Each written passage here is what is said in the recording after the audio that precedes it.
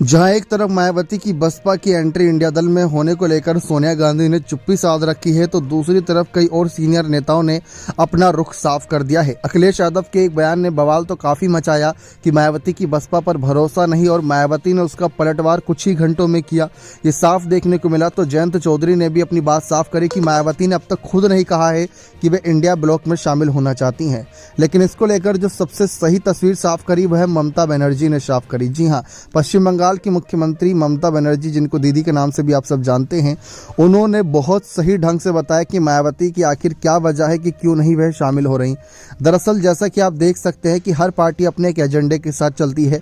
हर party का एक अलग ही अपना कहीं ना कहीं मैनिफेस्टो होता है, अपनी एक वादों की लिस्ट होती है जो जनता के लिए पूरा करना चाहती है। लेकिन अगर मायावती को ये लगता है कि वे इंडिया दल में शामिल हो जाती है और उनका नुकसान होगा या जनता का नुकसान होगा, क्योंकि इंडिया दल भी अगर देखा जाए तो उसमें कांग्रेस पार्टी है, और कांग्रेस पार्टी ही नहीं बल्कि समाजवादी पार्टी और कई ऐसी पार्टियां जो अलग अलग राज्यों में अच्छी मजबूत है और उन्होंने सरकार चलाई है। लेकिन उन्होंने दलितों के लिए, पिछड़ों के लिए, अल्पसंख्यकों के लिए क्या किया, इसको मायावती गौर से देख रही हैं।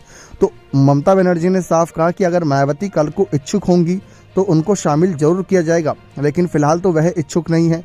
उसके बाद उन्होंने अपनी इसी बयान को आगे बढ़ाते हुए साफ कहा कि मायावती की बसपा की अगर बात करें तो कहीं ना कहीं हो सकता है कि उनका कोई दूसरा एजेंडा हो।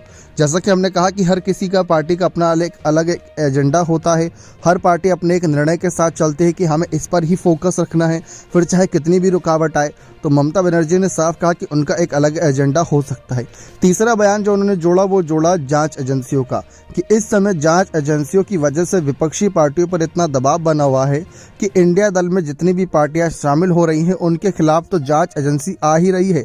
तो हो सकता है कि मायावती भी शायद उसी वजह से खौफजदा हों कि अगर कल को इंडिया ब्लॉक में शामिल होते हैं तो उनके घर भी ईडी वाले दरवाजा खटखटा सकते हैं। तो ये एक चर्चा का विषय बना हुआ है, और इस बात को लेकर अखिलेश की समाजवादी पार्टी और कांग्रेस पार्टी को सीनियर नेता पहले ही कह चुके हैं कि मायावती तो ईडी और सीबीआई के डर की वजह से चुप है।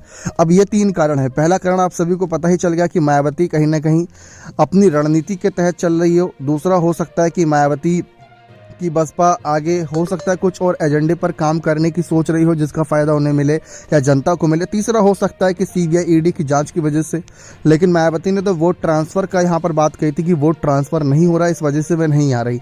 और दूसरी तरफ उन्होंने बीजेपी और कांग्रेस का कंपेरिजन एक साथ किया था कि दोनों ने ही देश को खराब करने का काम किया, दोनों ने ही देश में काफ़ी बेरोजगारी, भ्रष्टाचारी बढ़ाई, तो हम दोनों पर ही विश्वास नहीं कर सकते। जबकि देखा जाए तो पिछले समय में मायावती दोनों से ही कभी गठबंधन में रह चुकी हैं। बने रहे चैनल के साथ। बहुत बहुत धन्यवाद।